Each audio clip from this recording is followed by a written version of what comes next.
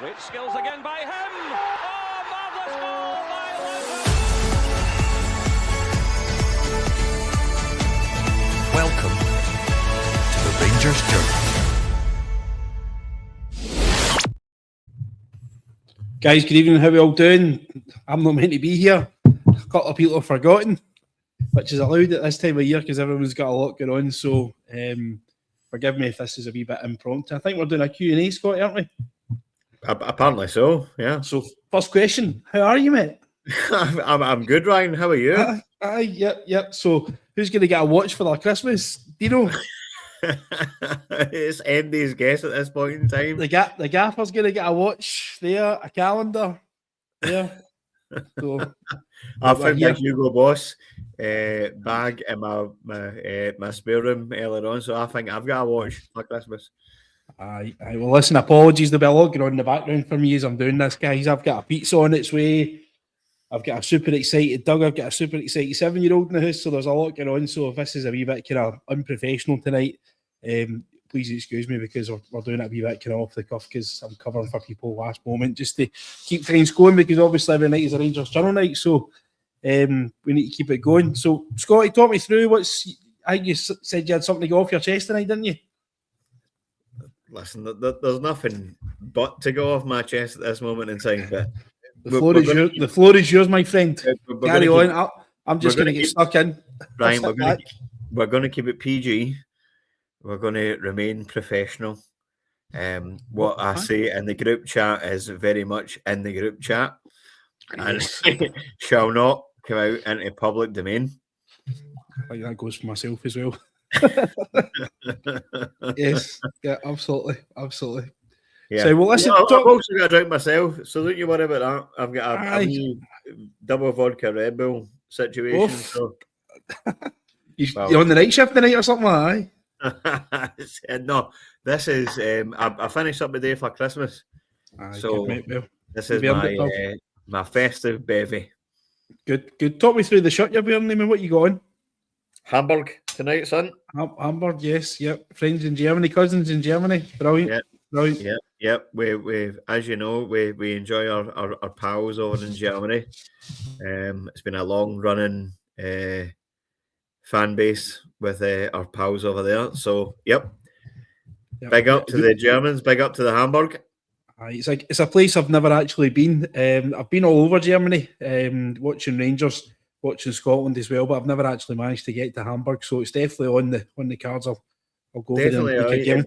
Get to yourself to the Reaper Bar. That is it's a family friendly place for every day. Right, okay, mate. Okay, well, I'll probably go sooner rather than later because there's no much worth staying home for at the moment, is there? Not really, no. No, not really. Well, talk me through your thoughts of the weekend, mate. Obviously, you missed the pod last night, but talk me through what your thoughts were and your takeaways from the game, if you like. I mean, it's nothing really that we didn't expect, to be honest with you. Hearts are the best team in the league at the moment in time. They've spent next to no money, but they are still the best team in the league. We were disappointing. It's not a disappointing in the fact that we're not winning the game. It's a disappointing in the fact that we're not actually going out to look as if we're going to win the game. I think, for what it's worth, Miovski's goal was probably onside. Having said that, I've watched it maybe 95 times, and I'm still not entirely sure. Right, yep. I can't make my mind up on this. Here's Jack Butland joining. All right, Jack. How's it going? We're getting stuck into the second goal. What the hell was going on there? I've been having words with myself, don't worry. Yep. But I mean, I can't make my mind up at all about the goal, Scotty. It probably proves more than anything else that technology is just not good enough because it's not, Ryan. You can't tell either way. Every single thing that you've got here is subjective. And until you're taking away from the subjective aspect of it, then everything is open to interpretation. Yep. I can see why it was given offside, but I can also see why there's a call that it should be onside because the boy's foot is certainly in question of where it is and as far as a line is concerned. And I don't think he's I don't think his foot was abundantly obvious right there. I was actually watching it in the pub, sober, believe it or not, but I was watching it in the pub. And a guy said to us, we all say, he's a mile offside, that'll get chopped off. Well, wait a minute, look at his foot. And everyone went, the one time in the pub, it was like pantomime. But anyway, at no point in time did I even think that Miovski's goal against Ferencváros was onside. Aye. There was one that I think Roof scored, was it against Brøndby a few years ago as well? And it looked miles offside. It just goes to show. I mean, you just don't know. But I mean, the thing is, when they start to bring things back, like they have done over the past, since VAR's been involved, you've no idea. Aye. Because I think when that's been brought back on Sunday, there's still question marks being asked about it, and it's now almost Wednesday. Is it Wednesday? I've not got a clue, actually. It's not like Christmas. I've not got a clue what day it is. It's Christmas Eve, that's all I know. So I just know I don't need to go to my work no more, that's all I know. Does it kind of give evidence to show that, obviously, that I think there was, I don't know if he's caught the VAR show, we call him, and Gordon Duncan, that these things tend to even themselves out over the course of the season. Fernandes or McComb, I think it was one of the two of them, get away with a handball at Ibrox against Livingston. Obviously, this just came back, and it just does it show that these things tend to even themselves out, or do they actually need to even themselves out? Should we be looking for more facts? Well, again, I'm still convinced that the ball hit his leg before it hit his hand. So for the penalty, there wasn't any. But in terms of the consistent wrong decisions that are being made because of the poor technology that we have, unfortunately, it's going to be like that for the foreseeable. And I know you raised a very good point on the pod that you were on yesterday, I believe, Ryan, Ari, the finances that Scotland as a nation are going to be getting for going to the World Cup. But as as history tells us, I highly doubt that a proportion of that money will be spent on upgrading the technology system that the officials have got to use. But irrespective of that, we are still getting sponsorship deals, TV deals that were the same amount of money that we were getting 25 years ago.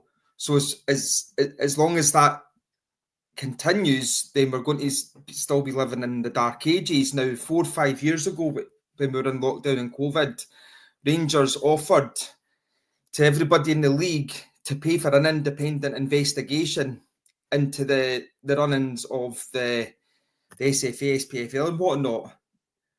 And that would have, brought to fruition, how badly managed we have been as a nation. But because they refused to open the doors, didn't they? Every club did, because it was big bad Rangers. Simple as that. There was no other reason for it, but it's because it was Rangers. If it was any other club, I can imagine that there would have been more people voting. I'm not sure if it's Rangers. I think it was just a case of they didn't want to see the things brought to light that they didn't want to see. Well, there's an element of that definitely as well, but in the grand scheme of things, every club in Scotland hates Rangers more than they love themselves. So, and that's the reality that we're in as a footballing nation. So you see, when you've got all these decisions that are going against clubs, and that, then, well, I mean, shame on you. It's your own fault as far as I'm concerned, because we clearly seen the issues were really, really bad, and the need to actually offer for there to be an independent investigation and foot the bill. Yet nothing's really materialised. I appreciate within the last 4 or 5 years VARs came in, but it's the kind of, VAR in the Championship is better than that. Do you know what I mean? Like, do you think VAR is on its actual as a thing on its own is wildly flawed in what it actually is? I mean, you can have 4 or 5 people looking at one single decision, and each and every person is looking at that as their own subjective viewpoint on things. It's It doesn't work. It just doesn't work. I mean, it needs to be clear cut like it is in the Prem or, well, like La Liga or Serie A. It needs to be absolutely clear cut because over here it's a bit of a shambles. It just doesn't work. No, and because of that, you've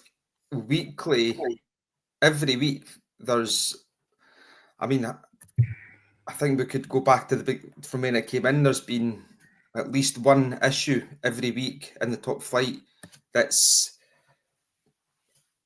does affect the outcome of results as well. So things that are wrong with that is the system needs upgraded, and they keep sounding like a broken record. We need full-time officials as well, and people that are competent enough in the roles to actually make the correct decision. And I mean, when people are saying about the lines that we're getting drawn and things like that, it's embarrassing. It is actually embarrassing. And then, we don't do ourselves any favours again when we're getting embarrassed in Europe. And do you know what I mean? Like, people are tuning in and watching those games. They're just going to continue to think that the SPL's a farmers' league and look down their noses at us, and we're going to lose even more respect in Europe. And it's not really. We're going to the World Cup next year, but we can't afford full-time referees and a decent version of technology. It's just embarrassing. Can I give you some examples, lads, just from own personal experience? So I used to be involved in my local amateur team before they unfortunately folded. And the cost of football at amateur level was just getting beyond a joke. The amount of money that you were being asked to pay to hire training facilities, to hire parks, the cost of travel and stuff like that. There was actually boys that just decided they just couldn't afford to play football. You were getting young boys coming through at like 17, 18 who were showing a bit of promise, who wanted to join your team, but obviously just they weren't working. They were students as such, and then you had young guys who were going through apprenticeships who were floating about 120 quid a week and stuff like that, and you're taking 15-20% of their weekly wage off them just to play a football game.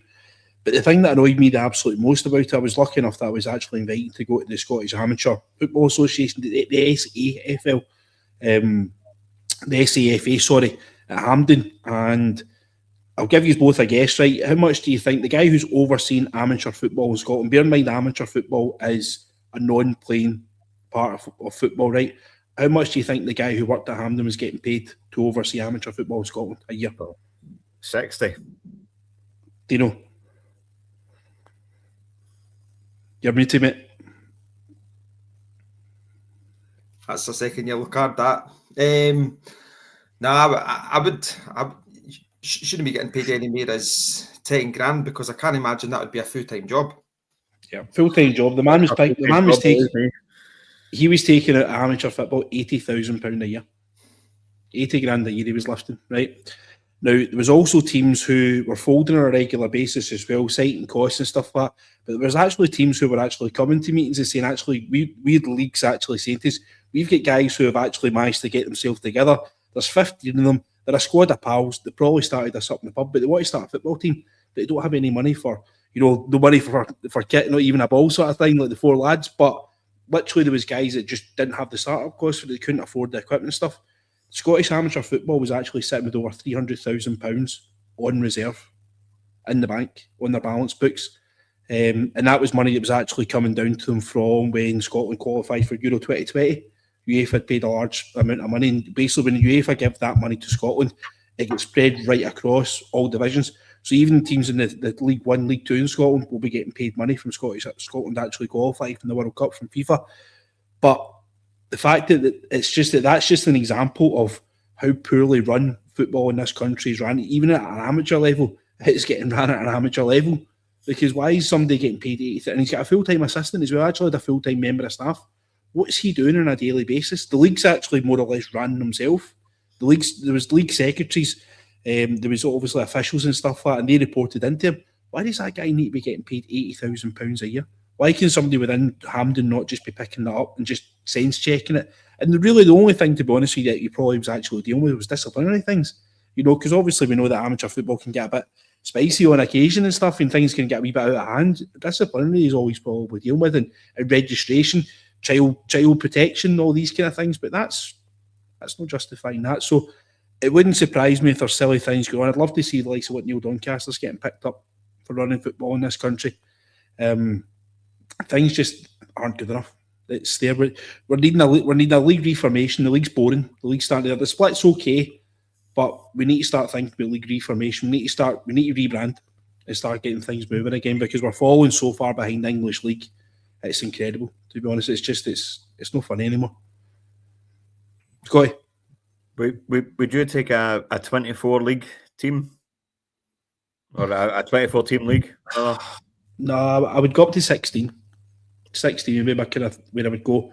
And I would still go a top 6 at the end. I would still play a kind of champion, and then I would play a bottom 10.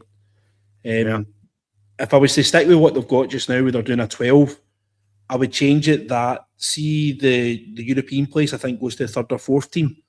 I would have a playoff. The team that finishes 7th in the league, the team that basically wins the relegation league, plays a playoff for that European place.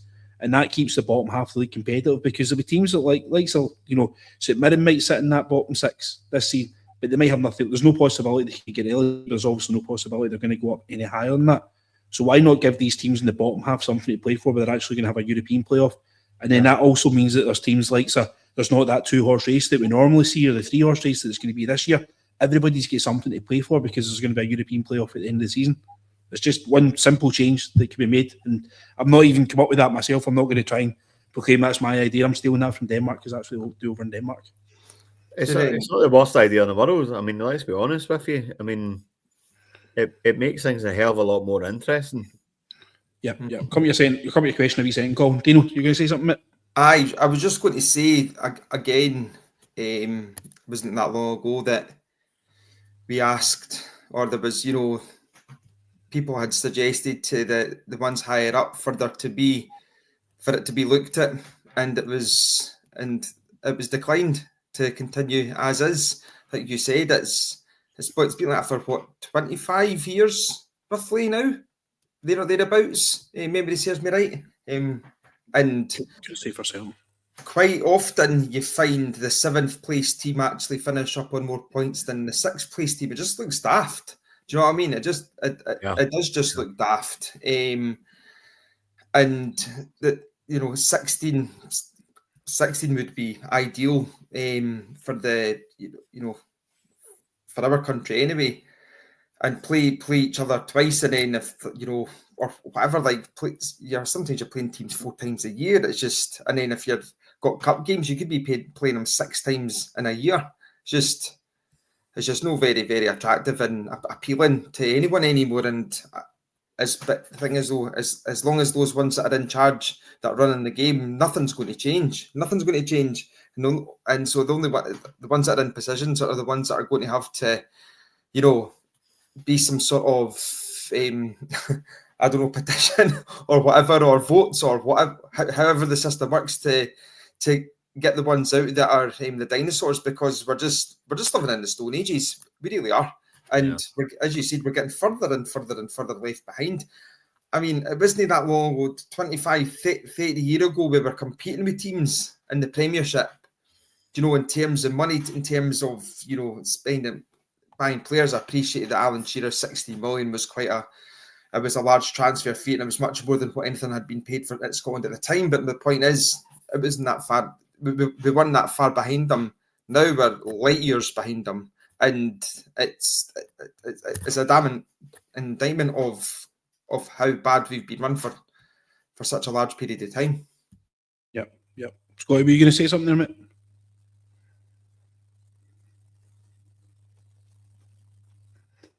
Yeah, I was, but Dino kind of covered it. We're all good. Nice one, right. Well, listen, we'll move on to the questions. I've got one here for Colin coming in, and I've got one for Stevie just coming in the back of it. Colin's asking, I'll come to you first of all on this here, Scotty.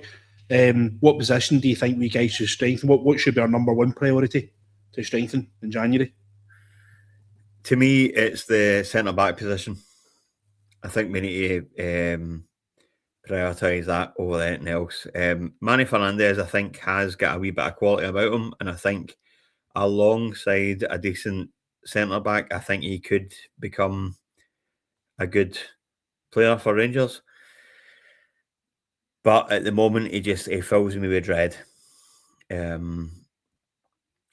It's nothing against him personally. It's because he's playing alongside a guy who I have absolutely zero confidence in myself. So for me, Giga is not somebody that fills me with confidence, to be honest with you, Ryan. I think I kind of speak for the majority of the Rangers support when I say that. He'll every now and then have a moment of relative decency, but no, he's not for me. Not for me at all. I think Manny Fernandez has the potential to become a decent centre back for Rangers, but he needs to have somebody experience, somebody who can talk him through a game. Something like what I said in the podcast a few weeks ago. Somebody who can talk him through the game. I kind of a Danny Wilson, Davy Weir type situation where he can be coached through the game. Yep. He's not a young man. He's in his what is Manny Fernandez, 23, 24-year-old. So, I mean, he's not exactly a project player, but he's still got the potential to grow into a decent centre-back for Rangers. And that's what we're looking for at the moment in time, is a decent centre-back. We're not looking for anybody who is an absolute world beater. We're just looking for somebody who can actually just do their job properly. But yep. Dino, just before I come to you on that, I just want to say thanks to Colin. He's fired in 10 Rangers Journal memberships here for us. So, Colin, thanks very much, mate. We hope you're doing well. Up north, hope everything's okay weather-wise and what have you. And I hope you have a fantastic Christmas for you and your family. All the best, pal. I'm surprised about Scott's saying, being honest with you. I'm thinking we've got Suter, we've got Cornelius on the horizon coming back here. Fernandez for me isn't as bad as what could be. I think the big man, the more he plays, the better he's going to get. Where would your priorities lie? I definitely look at what Scott's saying, and don't rate really the centre halves that we've got. Like Cornelius is end of February, going by what Danny Rule was saying in his presser. So that's another couple of months. Without him, Sterling's our best defender. How long he can stay fit for is the big question. Hopefully till the rest for the remainder of the season. John Suter, I don't think he's not very good. Fernandez, you're right, he is getting better. 24-year-old, he should be better than he is. However, Giga, his way to the African Cup of Nations. So we are pretty low in defensive reinforcements, and then obviously you've got Tav that's playing centre half and he's not very good at that. So I do understand Scott's need for a centre half, but I do think though, currently I think we're crying out for somebody. We've been crying out for a year and a half, if not longer, for a number 6. I've been saying the composer of the orchestra. I've been saying that for long enough. It's exactly what we need, is somebody that is going to be the main man, and somebody that's a leader and somebody that can, drive other people on. And I know those players are few and far between, especially within our small budget. But that's definitely needed, because that our Connor Barron is, he's brilliant. He's runs his socks into the ground every single game. He's the only one in the team that actually does, and it's a damn indictment of how crap the others are, because Ryan Jack used to do that a bit. That would inspire and motivate those around him to go that bit further. And what Connor Barron is doing, that just isn't bringing any inspiration and motivation to those in the team. So it just shows you what kind of people they are. So somebody coming in the middle of the park and is going to be the composer of the orchestra. But I do also think that as important as a centre forward who is going to score goals and just again bring us take us forward. And I want another strong leader up the top of the park as well. I was looking the day actually, and I'm not saying that we should go for him, but somebody like him, even getting in somebody like Luke de Jong, who's a 35-year-old, but he's a captain, very, very, very good in the air, both attacking and defensive, knows where the back of the net is. He's only played about 5 games for Porto this season, and he's probably on a big wage, so I don't think that he would be a person that Rangers will be going for, but somebody of that profile to come into the team. And, I'm not looking for somebody that's a 21-year-old project centre forward that's going to take three years to come good. Somebody that's a proven goal scorer, somebody that's ready and able to come in with the challenges of the SPL. But I do believe a centre forward and a number 6 are as important, and a centre back is a very close second. When you come, Scotty? Dino's absolutely right in what he says. A number 6 is absolutely vital for us at this moment in time.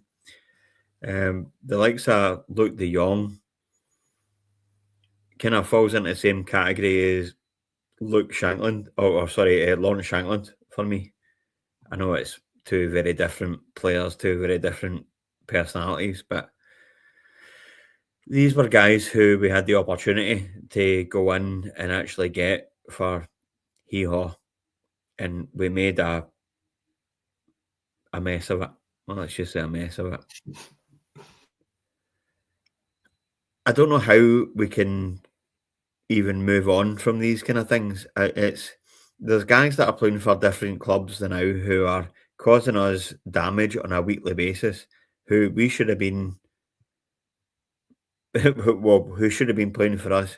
I mean, look at Josh Mulligan, Lawrence Shankland, Cammy Devlin, Craig Halkett, Penrice as well. I've said this in podcasts before. These guys should have been Rangers players. They should have been. There's no questions asked about it. They should have been Rangers players.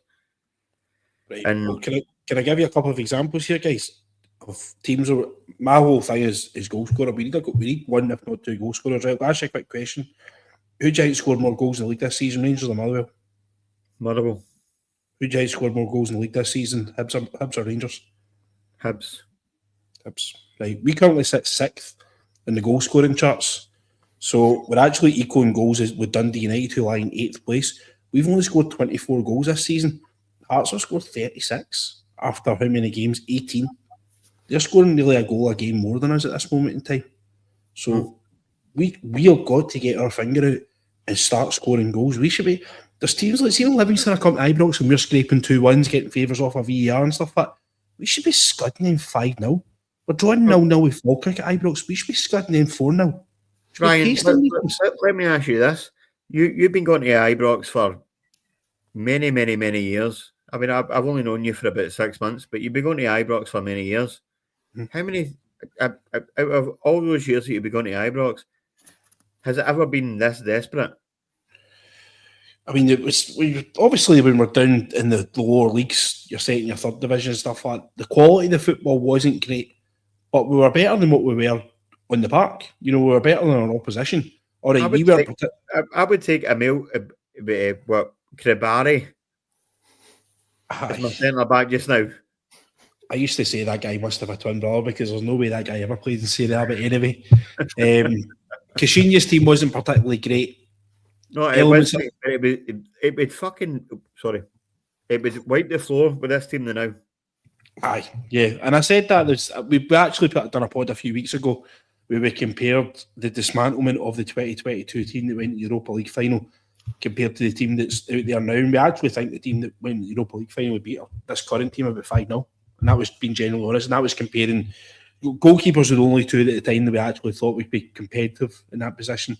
Tav obviously was the one that's kind of seen himself through and stuff like that. But it's as poor as it's gone now. I actually said on Sunday, I feel completely conned as a fan. I feel completely and utterly ripped off of my money.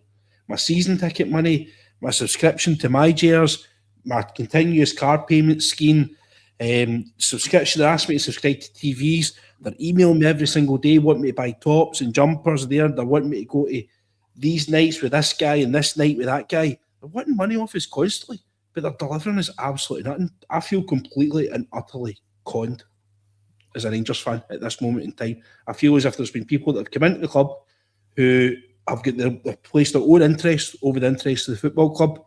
And thankfully, I believe those people no longer are in a job. But at this moment in time, I feel completely ripped off as a Rangers fan. I think I've been sold at top price a substandard product, and I want better, and I'm demanding better. Do you know, the mad thing about it is, I actually don't believe that they are trying to take you for a mug. I actually believe that they are trying to do the best for us, but they just don't know how to do it yet. They just don't know how to read the room. Simple as that. Aye. As simple as that. They didn't. Just... I'm perhaps being way too sort of optimistic with the whole thing. I maybe am. I'm maybe too naive, but I don't know. I don't think they're here for the short haul. I don't think they're here for the quick return on the buck. But I think the good thing is it looks as if they own the mistakes. Deeply misjudged the financial implications that they could actually get from it. Yeah, I mean the thing about it is at least they've owned these mistakes, right? There's other clubs out there, even in Scotland at this moment in time, who aren't owning up to the mistakes and are alienating their fans on a daily basis. At least the guys that own our club had the bravery to turn around and actually just wipe the slate clean, regardless of the cost, regardless of what has to be done now. They're willing to put their hand in their pocket. They're willing to get the chequebook out to fix their mistakes. So I admire them for that, and I'm willing to give them time for that. And it's all right seeing me willing. I'm just a wee guy that goes in a supporters bus every week. It's all right for me saying that I'm willing, but I'm sure I can speak for other people as well when I say that we'll give them time, but not very much, because this needs to get better quickly. So let's find another question in here. Let's get one here. There was one here. Somebody was asking what they believe. I'll come to you on this one, Dino. Dujon Sterling's best position, centre half or right back, mate? Actually, it is right back, but right now it seems like it's centre half because the rest are absolutely rank rotten. So, if there was better centre halves at the club, he wouldn't be required to be playing there, and he'd be playing at right back. That's I genuinely believe that to be the case. He's thankfully that he is a very good player, and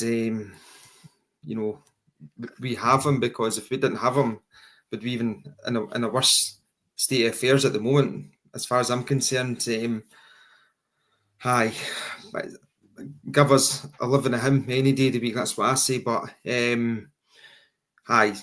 for me, he's definitely best positions at right back. But right now, he's looking like at centre half because he's dragging us, because the rest are pretty average. Well, not even the majority are average, but you know what I mean. You see, you made a comment here yourself about saying Cammy Devlin for years now. Is that so much that Cammy Devlin's come up to Rangers level, or do you think Rangers have come down to Cammy Devlin's level?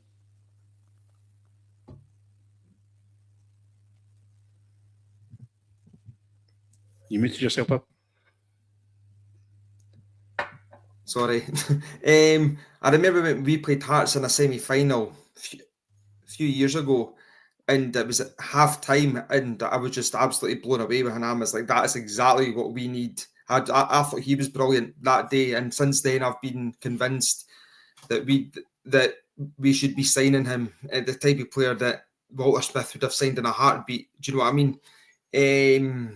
I think that he's been at Rangers' level, not just this season, but he's been a Rangers quality player as far as I'm concerned for a prolonged period of time. And it's not because we are crap this season and Hearts are doing so well. We have needed him, and he's been, as far as I'm concerned, Rangers standard player for a while now. Believe his contract's up in the summer.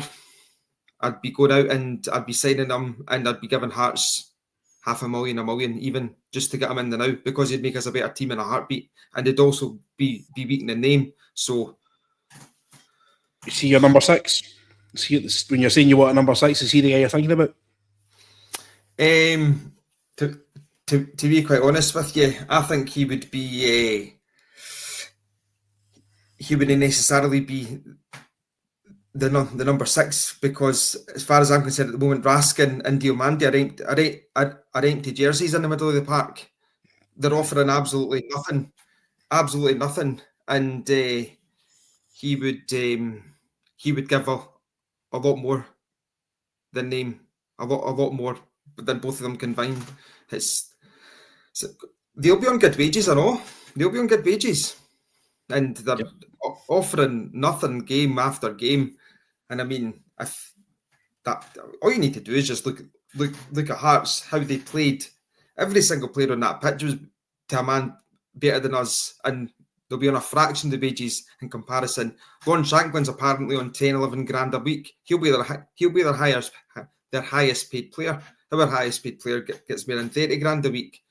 Do you know what I mean? So I'd heard something ridiculous that John Stewart was only on 8 grand a week, and it's in comparison to Leon King, who's picking up 9. I mean, John Stewart's probably doubled his wage to come to Rangers, getting on to 8 grand a week, but the fact that we're paying Leon King 9 was just silly. Scott, I'll come to you in a wee second. I just want to say thanks to Curry.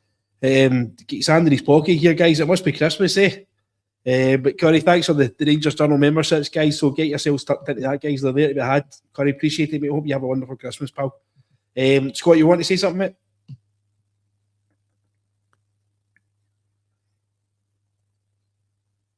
Need to work out the mute button, pal. Hello. There it is. I was going to say, I mean, the likes of, do you know what? Just forget it. Just move on. Someone else. Well, I've got a question for you, mate. We've been rumoured apparently we've made a bid. We're making motion for Josh Windass, a player, that Danny Rowe managed at Sheffield Wednesday, moved to Wrexham in the summer. By all accounts, is doing reasonably well at Wrexham. They're sitting mid-table in the Championship. Is Josh Windass the profile of player that you think that we should be looking towards? 100% he is. Josh Windass is one for me, definitely. I thought he should have been a no-brainer in the summer when he was on a freedom of contract. He knows the club. He knows what it's like to play for Rangers. He's a more mature figure than what he was a few years ago. I think it was an absolute no-brainer. In the same way as what I thought it was a no-brainer to get Lawrence Shankland and Penrice and Mulligan, but here we are at this moment in time. I think it's an absolute no-brainer. Genuinely do, Ryan. It will divide the fan base by quite a bit, I'd imagine, because he left. Well, I mean, it's not as if he left under a cloud, but I mean, he wasn't exactly the most popular of figures when he was with Rangers. But I think his work rate was questionable on occasion. I think his attitude was key. I think there was one that he scored at Firhill and he came across and kind of shushed the fans, which was a wee bit, I think we felt as if I was a bit out of order at the time. Yeah, Chermiti did that after his first game. I'm not even talking about him. Yeah, so let's just let's make it a normal situation. And let's think about things if somebody was coming in a free transfer. I'd be all right with Josh Windass coming back in because he is twice the player than what he was when he left. Yep. Do you think Josh Windass is somebody he's coming in with a point to prove? Is that the kind of model, someone with hunger, familiar with the expectations? Do you think that would be a good signing for us? That's honestly, that's such a really hard one for me to actually make a decision on because of the aforementioned reasons. His attitude and everything, and I've never any question in his ability, but like he would just go hiding in games as well. I remember him scoring against Celtic within the first few minutes. Great goal. I'm sure it was actually maybe Gerrard's first game. Maybe I could be wrong, but and then he was missing for the next 90 minutes. Like, we can't be having somebody like that in the team. But you just made a really good point there. Is he going to come back with a point to prove? And he's now a different type of player, but knows the demands of the league. I get the profile, because as well, your options are limited to who you can get in January. It's like in comparison, just for context here on that, is he perhaps maybe a Hugo Egiog signing as in 6-month loan deal, stops fills the void that's there, can play with us until the summer, until we can actually get somebody in on a permanent contract. That could well be him. And Danny's, I believe, was manager of him at Sheffield Wednesday, so he probably knows how to get the best out of him. And I believe that when he did play for Sheffield Wednesday, he was one of the highest performers. So taking all of those things into consideration, the fact that he does know the league, that he does know the club, and he knows exactly what is required, I can see why it would be somebody that Danny would go for, to be quite honest with you. The only thing that does, I say, that does scare me is the attitude and off the ball and things like that. So if he's got his head screwed on now, then it could be a very astute signing by Danny Rule for the second half of the season. Yeah, not often people get the chance to even play for Rangers, but the chance to sign for us twice, I think he would appreciate the signing. I think he'd be one that would come up here and, he's not as if he's leaving a bad situation at Wrexham. Wrexham obviously become a very high profile club with with Robbie McElhenney and what's his coupon again? Deadpool. Ryan Reynolds signing them. So he's they're now a global name, if you like. They've fans all over the world. So he's not leaving a bad situation to come to Rangers. If he's coming here because he wants to come here. So, and the way I'm looking at our number 10 situation just now, like you said, Diamande offer nothing. Asgard, anonymous. Lyle Cameron can't get fit. We need somebody that's going to come and drive them. And we're relying too heavily on Mikey Moore, in my opinion. Mikey Moore's an 18-year-old boy. And it was a shaky start for him. And the wee man's starting to come on it again now. But now he's became our kind of pinnacle player. We seem to want to feed him the ball all the time and give it to Mikey and hope for a miracle. It's just not going to work. The question that I've got, Ryan, is that why would a guy who has no previous relationship with Rangers, other than the fact that he's played with us for, 18 months, want to come back after he got all the grief that he did get and want to do it again? Money. What were you saying, sorry? Sorry, I misheard that. Dino coughed at the time. No. The design it wear the blue jersey, of course. Nothing to do with wages. Yeah, you're absolutely right. And financial compensation, of course. Not when that was a joke from Gas. You've got to think that Deadpool might be able to offer him a few extra quid. I mean, that's it. I mean, is there a deal that we can send Asgard down to the champion? Asgard game for the championship. Is there a deal we can give them Asgard for win this?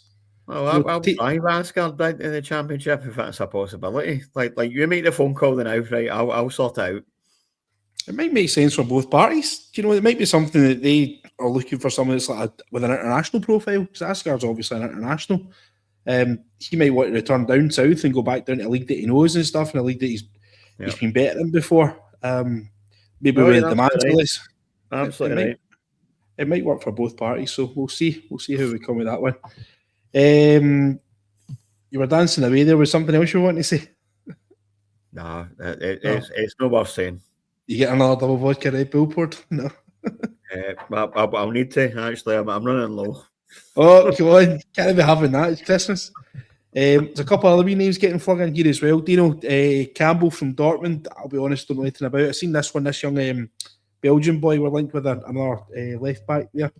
I think we'll probably find this over the next kind of few weeks. That will be a lot of names will be getting flung in. Any kind of player who's actually looking for a move in the January transfer window. I think that the name Rangers will be in the agent's mouth constantly when they're trying to negotiate deals, because everyone will be well aware around Europe that Rangers will be active in the transfer market.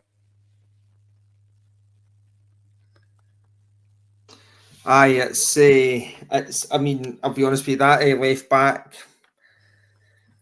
I'm not wanting anybody under the age of 25 coming in, to be quite honest with you. I know it's slim pickings that we've got to choose from in January, but nah, no for me, to be quite honest with you. It just reeks of project player, and I've been all under lesson on that. Do you know what I mean? You should be going for players I don't mind project players. I mean, I mean, what was you say? Project players have been. There's been success, but there is zero scope for failure in the next 2-3 transfer windows. Every single transfer has to be bang on. If we're going to sign another project player, you've got a massive, massive risk of that not working out. That because we've been subjected to failure after failure after failure after failure, year after year, and we're in the position that we're in, there is zero room for any failures. And so signing a project player in January doesn't, given the state of the team as it is, we're not even in a good position where a project player can come in, make mistakes, but those mistakes won't actually be, won't come to fruition with the average fan, because we're pumping teams 3-0. If a project player's coming in and he's making a mistake, the fans are on him for day one, and that's it. Simple as that. So if we were in a better position, you could maybe say, we could maybe get one project player in or wait until the summer, as far as I'm concerned. And Danny was going to have to bring his own players in, and he's going to be, going through pre-season and showing the team how he wants to play.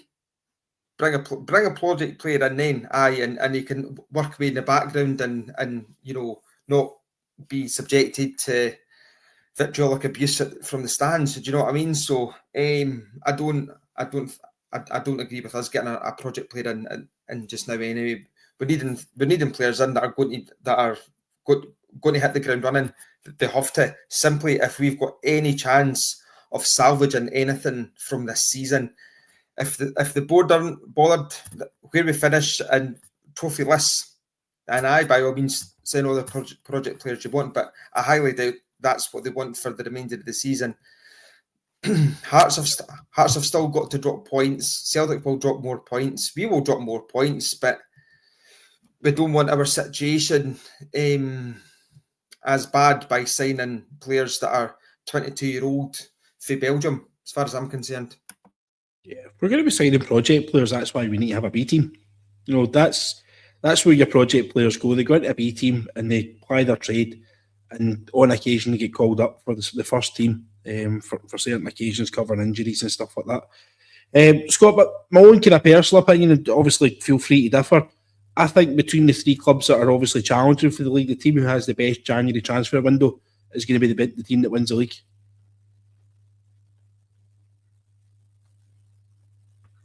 I would like to agree with you on that one, but I think the team that are currently top are going to be the team that's going to win the league, to be honest with you. I think Hearts, it's Hearts to throw away, let's be honest. Yeah. We've all got points that we're going to lose, as Dino says.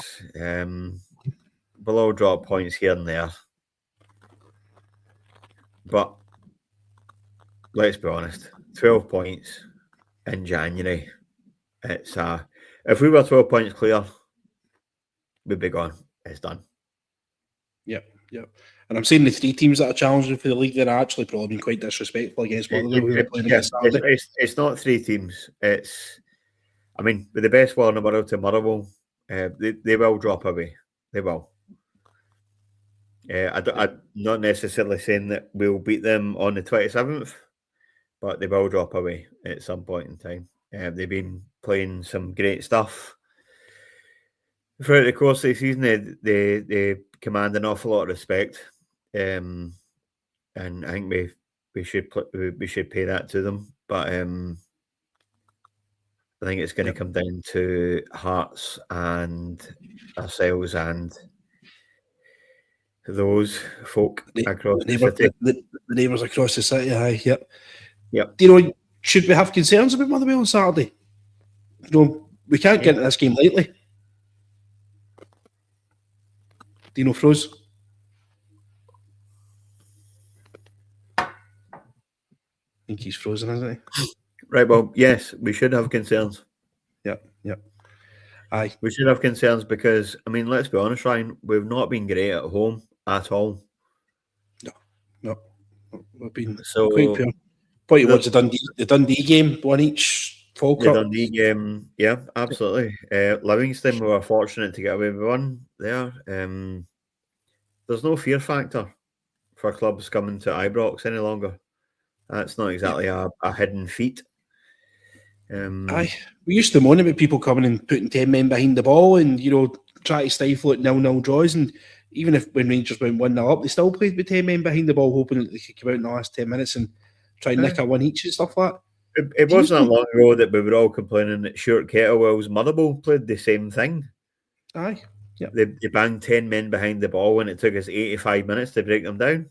I mean, Christ almighty, I'd give you £1 million for that, you know? Teams are coming at us and they're playing high press, they're playing 2 and 3 up front now. Like, that just shows you exactly where we are. But people can smell blood on us. Seriously, can smell blood on us, a team. But remember, I mean, it wasn't even that long ago where we were struggling at home and like sort of domestic side of things, but we were excelling in Europe because teams were coming out to play against us. Now we've got teams coming out to play against us at home and we're still struggling. But listen, we'll get it wrapped up for the night, guys. I'm sure we've got plenty to be doing. I'm sure everyone watching here is avoiding trying to do something they're meant to be doing. So myself including that, I've got torties and carrots to get peeled for Christmas dinner. We do our Christmas dinner on Christmas Eve. I've got baby get drunk. Yeah, so you've earned your time off, big man. So make sure you enjoy it. But guys, just a couple of bits of housekeeping before we go. Speaking of drink, Bluebell's Bar in Porterdale Carmen and Lanzarote. If there's anyone who is sincerely lucky enough to get himself out to the sunshine over the festive period, pop in and see Kenny the team. They'll be well looked after. I'm nigh on certain that we'll have the 3 games on over the festive period. We've obviously got Motherwell on the 27th at home. We've got St Mirren on the 30th, and we're going away to the other side of the city on the 3rd of January. For what I'm sure will be a blockbuster tie. So make sure you get in nice and early because it'll probably fill up quite early as well. So make sure you get in there probably for your breakfast because it's an early kick-off as well. Like and subscribe if you wouldn't mind as well. And we hope that everyone has a Merry Christmas. But Scotty, just one last thing before you go, mate. Thank you very much for having us. It's always appreciated. And I'm sorry I missed last night, but I'm delighted to have made my appearance tonight. Thank you. All the best of Christmas and New Year to everybody watching. That's it, mate. No problem at all. Well, Merry Christmas, guys, and a Happy New Year when it comes to you. And remember, every night is a Rangers Thunder night. Take care.